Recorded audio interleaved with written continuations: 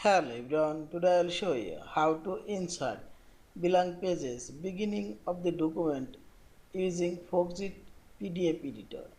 Open your PDF file with Foxit PDF Editor and select Organize option. Here you will find this Insert option. Select. Now select Blank Page option and select here beginning of the document and now select your page number. I will insert two pages beginning of the document. Now select OK. And see this two pages now inserted beginning of the document. Again you can insert blank pages from here. Click this paste thumbnail option. Now click right button and select insert pages, blank pages.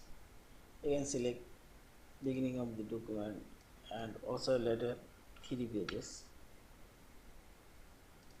And see this five pages now inserted beginning of the document. In this way you can add more add pages.